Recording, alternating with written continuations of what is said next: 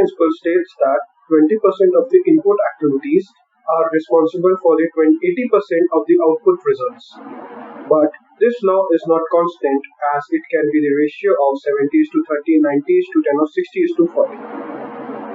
For example, being busy means that you have a lot of tasks and you are doing a lot of work.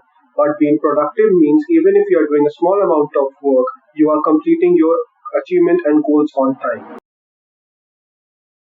Now we'll take an example of exam. Suppose the topics coming in an exam takes 10 hours to study in total, out of which 80% of the syllabus which is bound to be repeated or to come in the exam will take 2 hours.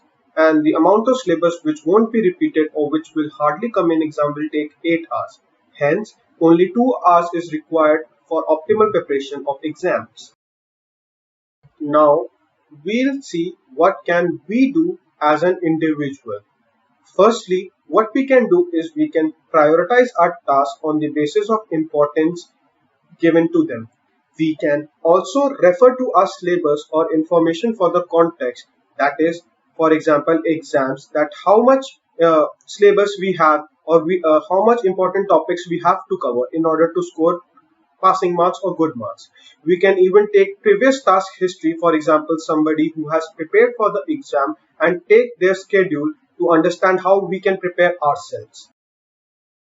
Now we'll understand Parkinson's law with the help of an example. Suppose you are given a task which has a deadline of 10 months. Since you have a very large deadline, you will initially start slacking off your work and your speed of progression will be very slow, with a mindset that I can manage it later. You won't be putting up to the schedule, and later when the deadline will reduce from 10 months to 6 months to 1 month to 2 weeks and finally to 1 week, you will start panicking because the amount of work that was due for 10 months, you have to complete it now in 1 whole week. Parkinson's law basically states work expands to fill the time available for its completion. Initially, when you'll have a lot of time, your effort will be very minimal. But as you'll reach the end of your deadline, you'll start pacing up your work and you'll start working more efficiently. So what can you do? You can start by creating a deadline. Deadlines are very essential way of establishing your project schedule.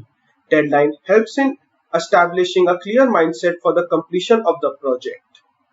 You can also remove distraction from your workplace. For example, using a phone and having minimal time of breaks will help you in removing distractions.